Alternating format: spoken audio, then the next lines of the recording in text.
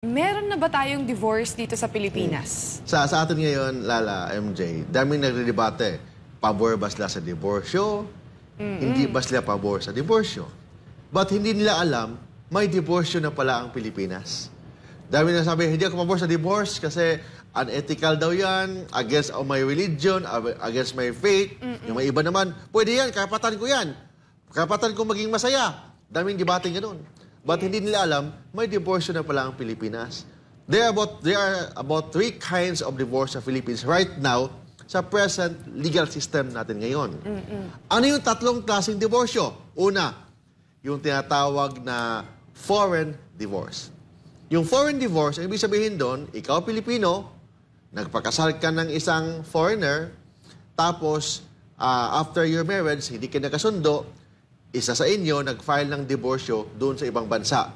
Then, the other party pwede mag-file ng divorce dito sa Pilipinas. Petition for judicial recognition of foreign divorce. Or, dalawang Pilipino, nagpakasal, tapos naging naturalized, then nag-file ng divorce doon sa ibang bansa. Yan.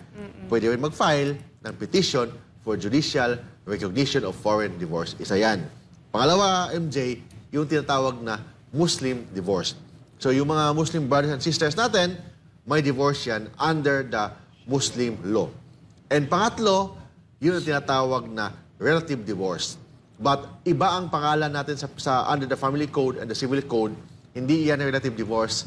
Tinawag siya ng legal separation. Yung. Bakit legal separation? Kasi nung ginawa itong new civil code noong 1950, August 30, na-approve ang civil code, and on the family code naman, yung 1988, very influential ang mga Katoliko, yung mga Catholic leaders natin, yung mga bishop, mga leaders ng simbahan. So, sila yung nag-lobby against the divorce. That's why, naging compromise, tinawag yan na legal separation. But actually, legal separation is divorce. Ang pagkakaiba lang, ang legal separation is a relative divorce, recognition lang na hiwalay kayo, but kasal pa rin kayo. Ibig sabihin doon, separation in bed and board, but kasal pa rin kayo. Therefore, hindi ka pwedeng, kung legally separated ka, hindi ka pwedeng magpakasal uli. Kasi under the eye of the law, you are still married. Kung magpakasal ka uli, madimanda ka ng bigamy. Kung may boyfriend ka or may girlfriend ka, madimanda ka ng adultery or concubinage. Kasi nandyan pa rin yung bisa ng kasal. Recognize lang na batas na hiwalay kayo.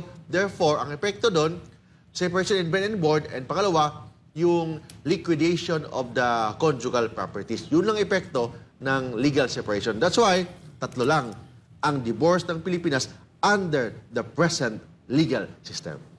So yung una, yung foreign declaration of divorce. Yes. The second one is yung legal separation. Yeah, yes. And the third one Yung is sa Muslim marriage, yung Muslim divorce.